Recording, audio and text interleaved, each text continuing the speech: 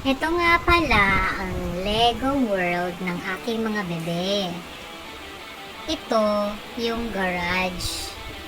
Gumawa kasi ng model house ang kuya Bebeo. Ayan. Nahanap ko yung hagdan eh. Kaya lang di ko alam kung saan yung hagdan. Basta ito yung second floor. Yan, may upuan. May lights. Walang tao. Saan kaya yung tao na ito? Walang bintana. Ayun, may bintana. Yan naman pala eh. May nasa site akong tao. Wait. Close ko na nga lang. Tao po. Tao po. Ayun!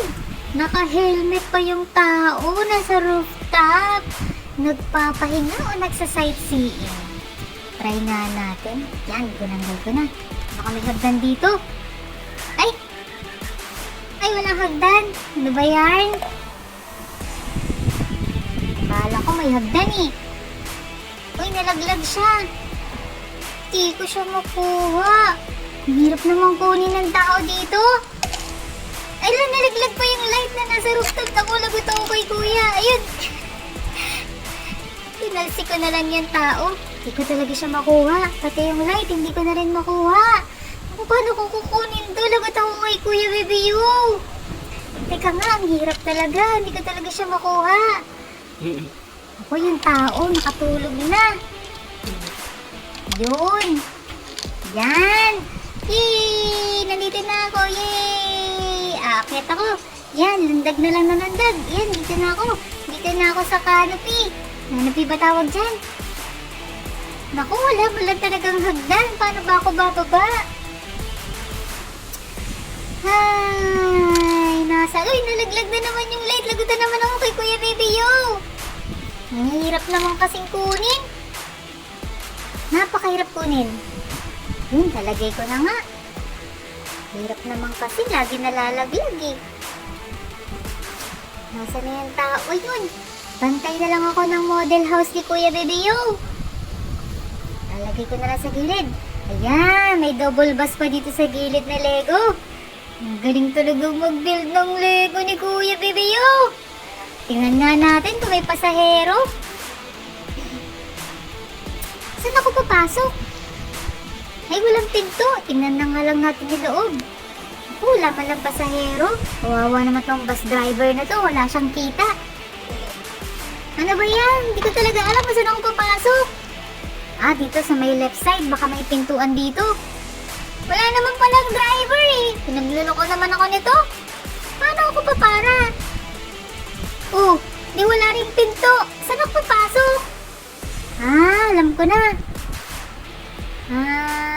City bus. Ano ba pintuan ito? Ayun, ang pintuan. Ay, hindi pala siya pintuan. Akala ko doon ako papasok eh. Ito naman ang mermaid ship ng aking bebe. Inspired by pirate ship. Pero ang tawag niya dito, pirate ship. Yan. Ba tayo akyat? Paandarin natin.